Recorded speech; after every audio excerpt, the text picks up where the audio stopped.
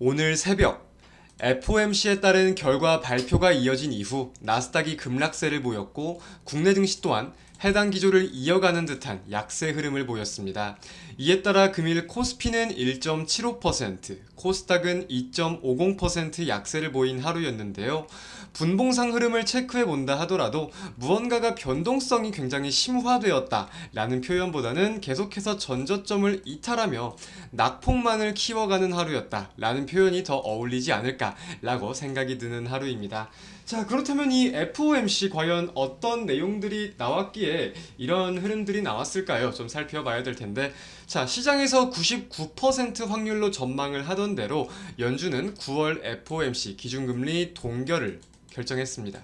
자, 동결이라는 것 자체에 대해서는 우리가 주목하면 안 된다고 말씀을 드렸어요. 시장에서는 9월달이 아니라 남은 올해 그리고 24년 전망에 대해서 굉장히 이목이 집중돼 있다라는 점을 강조를 꾸준히 드렸었는데, 여기서 좀 특이한 내용들이 보입니다. 자, 연준은 기존적으로 2023년에 최종 금리를 5.6%포인트 수준으로 전망을 하고 있었습니다. 자, 지금 미국의 기준금리가 얼마죠? 5.5죠. 자, 그렇다면은 11월, 12월 두 차례 FOMC가 남아있는 상황 속에서 한 차례는 금리 인상을 더 할 수 있겠다 라고 시사가 된 거예요.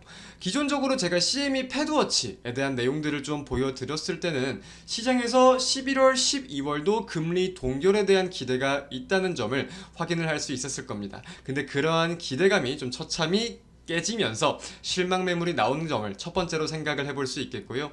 자, 그렇다면 결국 올해는 5.6%포인트로 한 차례 금리가 인상되면서 마감될 확률이 높다라고 생각을 할 수 있을 텐데, 이어서 올해는 두 차례밖에 안 남았고 24년에 통화정책은 어떨 것이냐, 기준금리는 어떨 것이냐에 대해서도 시장이 분명 주목을 할 수밖에 없는 상황일 거예요.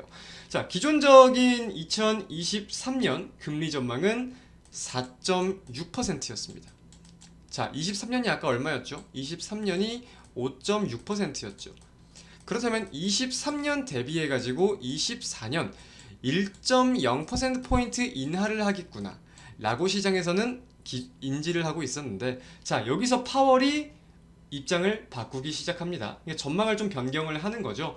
4.6이 아니라 5.1로 금리 수준을 전망하기 시작해요. 자, 그러면 기존에 1.0%포인트 하락을 전망하고 있었지만 0.5%포인트로 0.50%포인트로 절반이 깎이게 됩니다. 그래서 여기에 대해서도 생각보다 우리가 예상하고 기대하던 것보다 더욱더 고금리가 오래 이어질 수 있겠구나 라는 내용들이 시장에 반영이 되면서 전일 나스닥, 즉 기술주 중심의 하락 장세가 연출되었고, 국내 증시도 비슷한 흐름, 국내 증시뿐만이 아니라 아시아 주요국, 대만, 중국 등 국가들의 흐름 또한 비슷한 모습을 좀 보였다 해석을 할 수 있겠습니다. 여기에 대해서는 인플레이션이 생각보다 강하게 꺾이지 않는 모습들도 따져볼 수 있겠지만, 연준이 이 미국의 경제가 굉장히 강하다라고 해석한 부분들도 꼽아볼 수 있을 것 같아요. 자, 경제 전망을 기존에는 GDP 성장률이 2023년 1.0%일 것이다 라고 전망을 했어요. 근데 23년 전망률을 2.1%로 굉장히 큰 폭의 상향 조정을 합니다.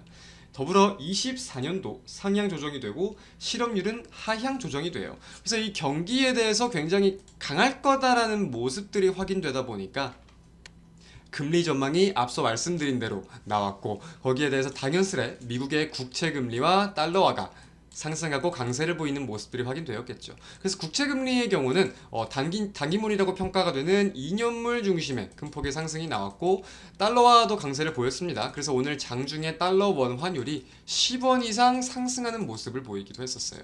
자, 항상 말씀을 드리지만 달러화가 강세를 보이면 이제 외국인의 투자 심리가 위축될 수 있고 증시에 악영향을 끼칠 수 있는 구조에 대해서 이제 많은 분들이 알고 계실 거라고 생각을 합니다. 그래서 오늘 수급을 좀 본다고 하더라도 외국인과 기관 모두 대량의 매도세를 던지는 모습들이 확인이 되었어요. 특히 외국인은 선물 시장에서 1조 원이 넘는 금액을 매수하였다까지 살펴볼 수 있겠습니다.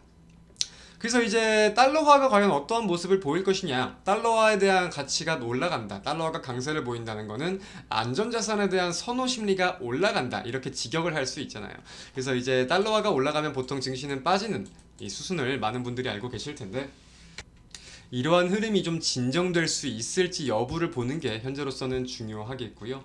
사실 시장이 기대감을 가진 부분도 분명히 있기는 있지만 무언가가 굉장히 서프라이즈 할 만한 파월 의장의 연설은 아니었다 라는 분석들도 좀 있긴 있더라고요. 사람마다 분석하는 내용은 다르기야 다르겠지만 이제 파월 의장 같은 경우는 그런 내용도 말하기는 했어요.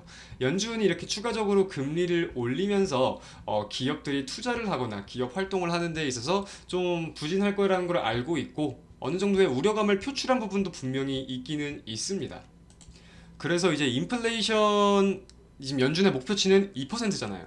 2%까지 갈 길은 아직 멀다고 언급했으나 이제 현재 정책 입장에 대해서는 좀 제한적이라고 주장을 한 부분들도 있는데 이런 부분이 좀 다음 날에는 반발 매수세가 들어오면서 긍정적으로 해석이 될 수 있을지는 잘 모르겠네요. 한번 흐름을 좀 지켜보는 게 중요하겠고 그래서 기술적인 내용 좀 차트를 우리가 일봉상으로 본다고 하더라도 어찌 보면 장대 음봉이라고 할 수 있는 딱 캔들 두 개가 땅땅 하고 보입니다.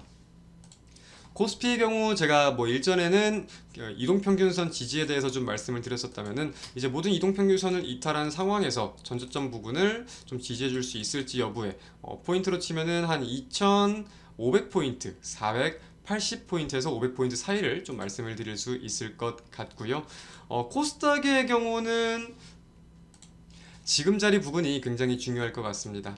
이제 481선에 있어가지고 꾸준히 좀 지지해주는 모습들이 확인이 되었는데 꼬리를 달고 올라왔던 모습이 아니라 오늘은 다르죠. 장대 음봉으로서 이 자리에 마감이 되었기 때문에 이 지지라인을 좀 이탈할 수 있는 여파에 대해서 가능성에 대해서 우리가 좀 열어두는 게 생각을 열어둘 필요는 있겠다까지 말씀을 드리도록 하겠습니다. 더불어서 이제 국내 증시는 다음 주부터 추석 연휴가 있기 때문에 거기에 따른 매물들이 출회될 수 있는 가능성까지 말씀드리면서 오늘 영상 마치도록 할게요. 오늘 하루도 고생 많으셨습니다. 감사합니다.